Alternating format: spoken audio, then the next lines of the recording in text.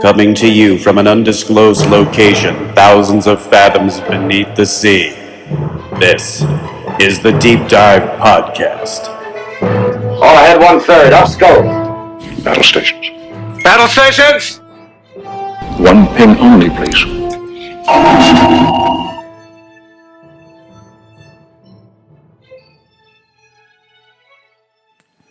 Hello, divers, and welcome to the next episode of the Deep Dive Podcast. We're glad you're here. My name is MANDA, co-host extraordinaire, famed beauty, lover of all things dinosaur, but of course you already knew that. And with me, as always, my good buddy, Tom Feeney. Hi, ha, la la la la la. Yeah, I tried to get him to just be calm, but it's really hard. And surprisingly, they still keep him on as a writer for Wang's Chop Movie Magazine. If you're so inclined, and come on, why aren't you? Go ahead to Amazon.com, pick yourself up a copy. It should be out soon, I think. Soon-ish. Yeah. So that's good. That's good. Next episode, are you pumped? I am very pumped. Cool, because and not just because I've been sucking on the air hose. You know, there's a real problem with that. We need that air to breathe. Yeah, I just want to get that oxygen hit.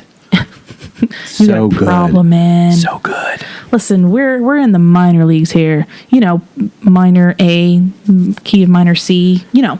Oh, music jokes. Yeah. I see where you went with that. I guess one could say that's a voila, or is that viola? Either viola. way. Yeah, either way. Wow. Actually, you ever hear this joke? What's the difference between an onion and a viola? No, I have not. What is it? Nobody cries when you cut up a viola. Oh, all right then.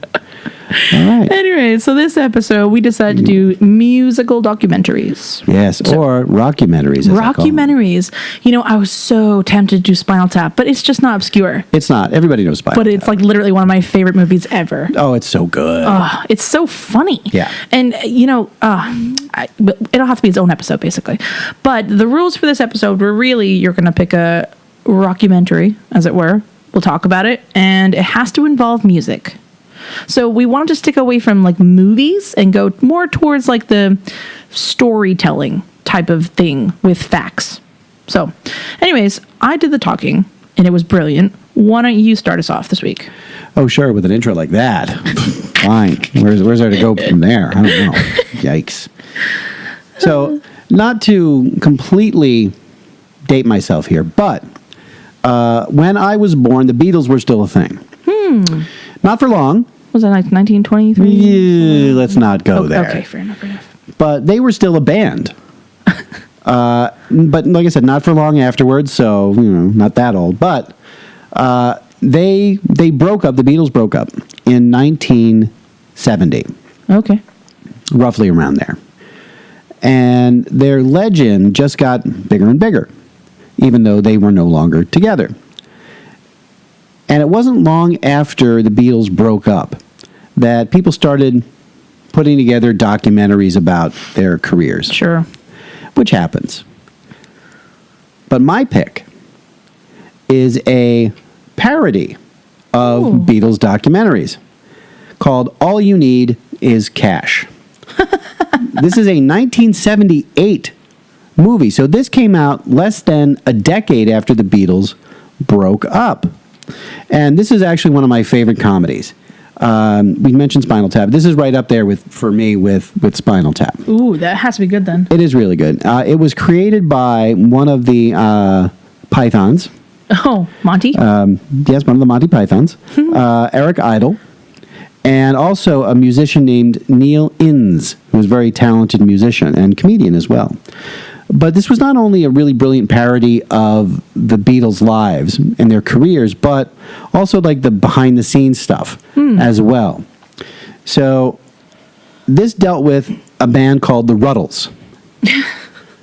Yes, that's right. The Ruddles. As opposed to the Beatles. Yes, as the Beatles were doing their thing, the Ruddles were kind of doing their own thing. And so you had, they were called, they were known as the Prefab Four.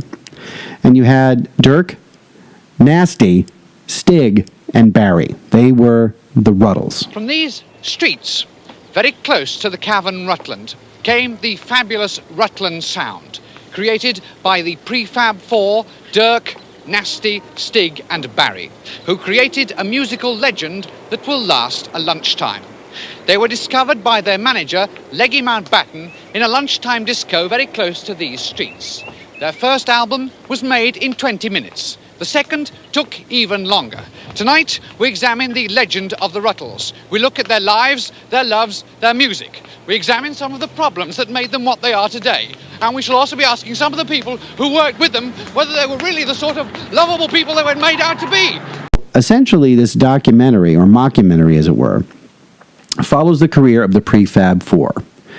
And it's a hilarious movie. It's got some great songs. Like, these are they parody Beatles songs, but the parodies are so spot on. You could not tell the difference. If you didn't tell somebody these were parody songs, people would actually think these were Beatles songs that were recorded but never released because they're that good. Right. They're amazing. Now, there are quite a number of cameos in this film that are also hilarious, including people like George Harrison, who was actually one of the Beatles, oh, wow. is in this movie. Not as George Harrison, by the way, as somebody else. Mick Jagger as himself is in this movie. Paul Simon as himself is in this movie. Also, another fellow Pythoner, Michael Palin, is in it, and several former Saturday Night Live cast members, including Dan Aykroyd is in it, John Belushi is in it, and Bill Murray is in it. So what you're saying is Dan Aykroyd had practice for We Are the World. Pretty much. Pretty much. So they're all in this movie, and it's just an amazing, funny film, because it not only parodies the music, but it parodies all the hype around their lives and everything that they did, and their managers and their accountants. One of the jokes is their final album was released as a record, a movie, and a lawsuit, because they wouldn't stop suing each other. Nice. But it really is just, and it's also not mean-spirited in any way. Right. It's a kind of a loving tribute. Right. To the band.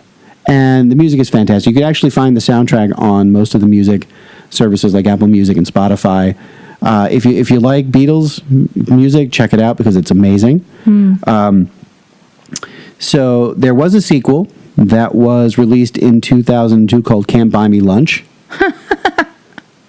And they have actually played, they've reunited several times. The actual fake band, the Ruddles, have reunited several times to play concerts. Yeah. And so it really was kind of an interesting side project between Monty Python and the Saturday Night Live. Sure. In a lot of ways, because they the combined talents of cast members from the two of them put the whole thing together. Right. So it's probably one of the only sort of semi-official collaborations between the two groups, which is amazing. Yeah. Because you've never seen that, because, you know, Monty Python was first, SNL was second, and they never really merged or did anything together except for this project. But they're distinct in their own right. Exactly. Yeah. But this movie is so funny. Yeah. That I recommend anybody, if you can, check it out. And you can check it out for free because somebody uploaded it to YouTube. As of this recording. As of this recording. So if you get a chance, I highly recommend it. Because it's so funny, and especially if you're a Beatles fan, right? If you like the music and you're into that kind of Beatles nostalgia, this is really gonna hit all those right buttons for you. So, as far as the scores go, 7.4 out of 10 on the Internet Movie Database, and a 90% on Rotten Tomatoes. So there you go, The Ruddles, and All You Need Is Cash. That sounds really good. Check it out. It is so funny. You know, I kind of am ashamed to say this, but the only thing I know Eric Idle from, other than, of course, Monty Python, would be Casper. Oh. And I remember distinctly, he says something like, you know, with big purple carpet and lovely green walls. Remember when he's like, Kerrigan, I'm going to come back and haunt you. Yeah, you just go watch it. It's a cool 90s movie. I was a grown-ass man when that came out, so I didn't watch Casper. Oh, man. That's a good pick. I enjoyed that pick. Yeah, thank you. So I haven't seen too many sort of rockumentaries other than Spinal Tap, of course. So I've really got one pick. But this pick, although perhaps not as obscure as maybe that one, was really fantastic, and I felt like I just had to talk about it. So you may have seen it. It is currently on Netflix right now. It's called The Story of Anvil. In the summer of 1984, Anvil toured the world with the biggest bands in rock. These guys are going to turn the music world upside down. All of them sold millions of records around the world. All of them, but one. Anvil! We're gonna do it together. We're gonna get there. We're gonna be rock stars. It's a dream, but I'm gonna make it come true. Oh, the rock metal band. Yeah. So, oh man, there's just so many feels out of this movie. But essentially, I mean, we're talking about like 80s, mid 80s, whatever. Yeah. The great genre of Guns N' Roses, Yep. Bon Jovi, like all of these really good bands. And there is Anvil. They're on the top of it, right? They're touring with these bands, and these bands are selling like millions of records, and they're going on to make dozens of albums, except they didn't. And they're like the equivalent of a one-hit wonder, but in terms of a band, right? It wasn't just their song which is a one-hit wonder, it was just themselves. They were in and then they were out. Flash of light. Yeah, they were the Steel Panther of their day. I still don't understand that. Like, I know where they're going, but I just no. Stay on the Hollywood Boulevard, just go there. But yeah, so the movie follows the once great co-founding members of the band, the guitarist and the drummer, as they just try to keep the dream alive, right? And I know it sounds kind of hopeless on some level, but really there's this naivete to it almost, where they really just truly believe that if they get that one last big break, they can keep it going. So it's unfortunate, but you do see it play out how bad management, lack of funds, and I suppose lack of realism really play into the sort of death of the band. But the cool part about it truly is that I think this has actually resurrected their fame in a weird way. It's almost kind of nostalgic. So in that regards, it did a lot for them. But essentially you follow them when they're touring really small, like tiny little whole venues to like really dedicated fans. Like, I mean, in Germany, Romania, like all these just really hole in the wall places. But it was sad in the sense that like I kind of really wanted them to succeed. I really wanted them to be like, cool. Yeah. After this, documentary, they put out an album and they were number one or whatever. And I don't necessarily get that feeling, but I think it was probably the attempt of the director, who I believe it was Sacha Gervais, something of that nature. He really tried to get the point across that they were good people. They were not after the fame for the fame's sake. They just wanted to last. Well, yeah. I don't know about that stuff, but I heard backstages were crazy. But there actually is one story I'm reminded of. My mom told me she did go see Bon Jovi in concert, but it just creeps me out. Anyways, you really want to portray like they just wanted to make it because it's their dream, their live stream, and it's kind of cool that they've been friends for like 50 years or whatever. But if you have a chance to watch it, it is just really, really powerful. And in fact, most people agreed because the scores are like this. IMDb, 7.9. Metacritic, 82%. Oh, wow. Nice. Yeah. And Rotten Tomatoes, not even joking, 98%. Whoa. Yeah. It's up there. Yeah. I'm going up there too. I'm giving it an 8.5. Wow. Yeah. It was really, really good. And I got a lot of feels out of it. And not all of them were sad feels. It was it was really good. Okay. Like I said, right now it's free on Netflix. There is a distinction. It's only free on the Netflix US and Canada. It's not available in the UK, I'm afraid. Sorry about that. It's also available on this cool app I discovered called Realize. And that's REALEYZ. Like, so random. Oh. Yeah, but it's free on that app as well. You really can't rent it anywhere because it is sort of a for-profit documentary. Sure. But you can buy it for $9.99 on the PlayStation Store. Oh, wow. Okay. Yeah. So that was my big one. I really enjoyed it. And I think there's actually a quote here that Michael Moore and I assume you know who that is. I do. Said that it was one of the greatest documentaries he'd ever seen. Really? Yeah. Okay. How cool is that? Yeah. So if nothing else, they have that attached to them. Which is nice. It is pretty cool. Yeah. Because Michael Moore is just, I'm on the fence about that guy. Okay. Yeah. But anyways, that's my pick. I'll have a couple of honorable mentions, but that was pretty much my pick. Okay. Pretty cool. Sounds good. I have not seen that, but that will be on my list. Yeah, please do, because it's really Nice. good. So my second pick is an actual music documentary, like my first pick, from 2013 called Sound City. This was directed by Dave Grohl, who you may know from Nirvana. The Foo Fighters. And the Foo Fighters. That's right. So Sound City was the name of one of the greatest recording studios of all time in Southern California.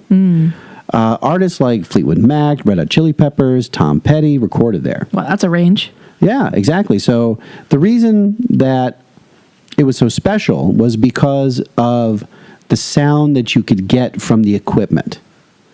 This analog sound that for some reason made these recordings sound incredible. And excuse me for a second. You okay? Yeah, I'm fine. I'm just choking on my own blood. Nostalgia? Yeah, that too. Oh, yeah. Yeah. So what happened is that Dave Grohl, when he was with Nirvana, recorded Nevermind in that studio. You know, their most famous album. Yeah. And he was so enamored with the studio and the equipment that when he found out that the studio was going to close permanently, he went and bought the recording console. This massive piece of analog equipment. He had to have it. This guy, Rupert Neve, designed these next generation consoles. There's only 4 like this in the world. There's something about the Neve sound. It's a pretty badass console. When you came to work at Sound City, it was a tape-based studio. You knew what you were getting. Sound City was a place where real men went to make records. So he actually bought it and installed it in his home studio because he loved it so much, and the quality of the sound, like the warmth of the analog sound you could get recording with this specific console. It was like one of 4 ever built. Right. So, you know, he was like, this is mine, I'm taking it home. But in the documentary, what he does, which is kind of really, really cool, is he invites these artists that once recorded in Sound City to come to his home studio and record new music with Dave Grohl. Oh, wow. So people like Stevie Nicks, Rick Springfield. He's still alive? He's still alive. He's still kicking. Wow. And he got really, you know, they interviewed him because he recorded like a lot of his early material. Yeah. And got really emotional about it, which was pretty awesome. Even Paul McCartney was in this. Cool. They agreed to return to record on that sort of legendary console, right? Which is just so amazing. Yeah. And it was directed by Dave Grohl, and he interviewed all these artists, and they have some incredible stories of what it was like to record rock music in the 70s and 80s. Right. And there's such a great nostalgia factor, but also a love of the sort of days of analog recording. Sure. I mean, today, anybody with an iPad and GarageBand can make music. Doesn't mean they should, but they can. But back in those days, you had to have engineers and technicians and all of these people to make a record sound fantastic. And it was so much work and so much love put into it. Sure. And you could tell just by listening to these artists being interviewed, it's just absolutely incredible. So the entire movie is pretty much a love letter to rock music. Sure. And the creative process of it. Because a lot of these documentaries, they'll talk about the band, they'll talk about their lives and their, you know, the problems and all that. But this one really just talks about how the music was made and the care and effort which it took to make that music and how that impacted their lives. So it was a pretty amazing documentary. You don't find too much emotional resonance in music documentaries. Sure. Except for the nostalgia factor. But this really did, you know, give you the feels. Like a human aspect to it. Yeah, absolutely. So that's one of the reasons why I really like Sound City. And plus the fact that Dave Grohl is probably the coolest human on the planet. I mean, I've heard he is the awesomest guy. Yeah. And super nice. Yeah. Yeah. And he does a great job. You can tell these artists are really super stoked to be there. Yeah. To be doing this, to be working with him. Sure, yeah. Especially Rick Springfield, who creates this like super amazing song for the soundtrack. And the soundtrack is absolutely fantastic. So you got Stevie Nicks, you got Rick Springfield, you got Tom Petty, you got all these people on this record that was made in Dave Grohl's home studio. And it's called the soundtrack, which I would definitely check out on the major music services. It's called Sound City Reel to Reel.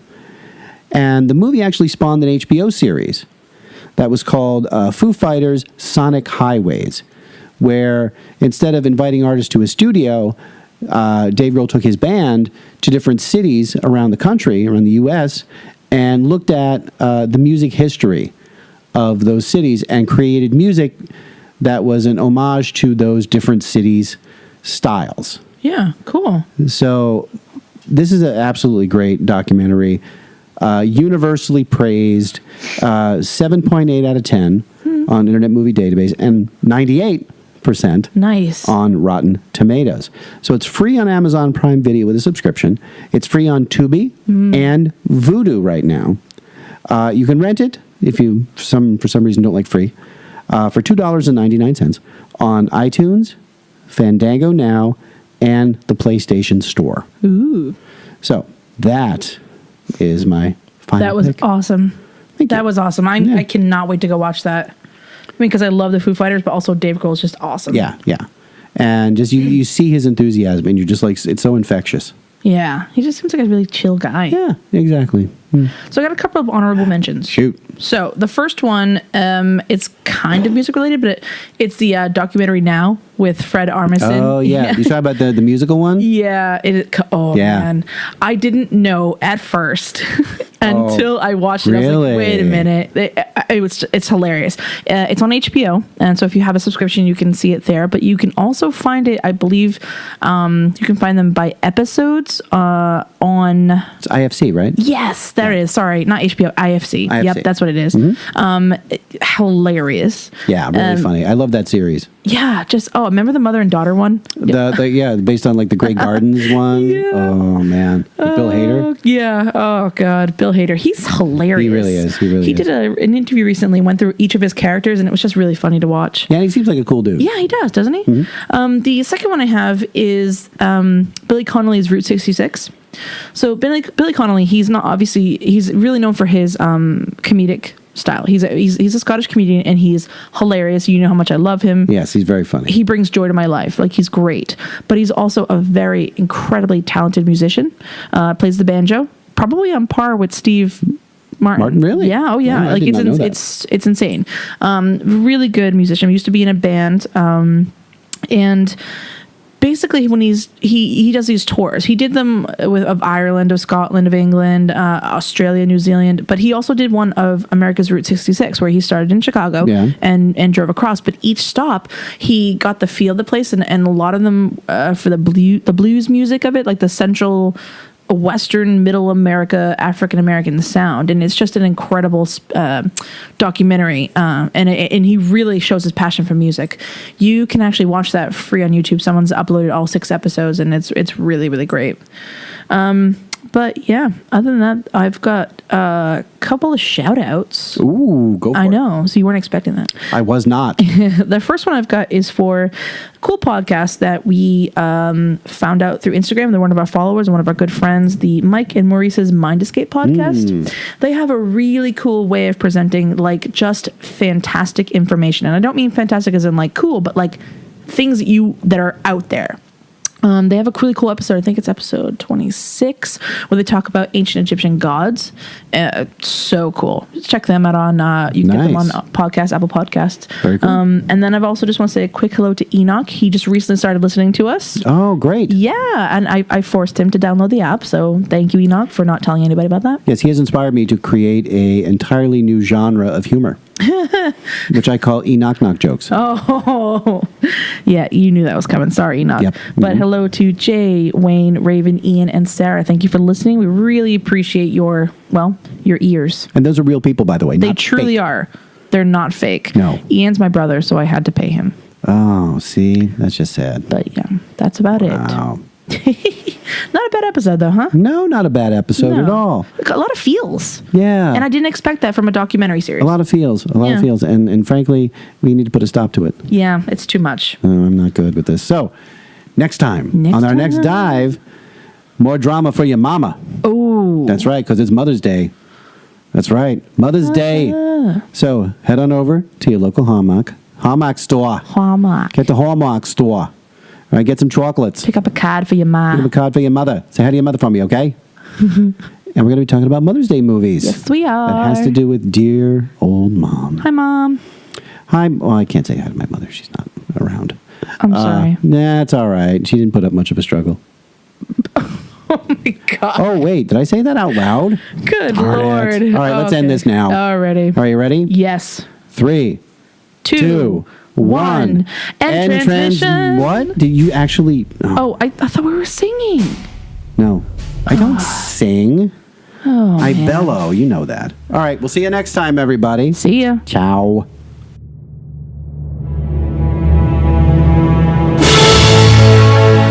Special thanks to Spirits of the Symphonic and EchoCraft for our amazing theme music. Links to both artists can be found on our website, thedeepdivepodcast.podbean.com. If you like us, you can subscribe on iTunes, Podbean, Overcast, or wherever fine podcasts are found. The Deep Dive Podcast is a production of Automaton Media. What we do is if we need that extra push over the cliff, you know what we do? Put it up to 11. 11, exactly. One louder. Why don't you just make 10 louder and make 10 be the top number and make that a little louder? These go to 11.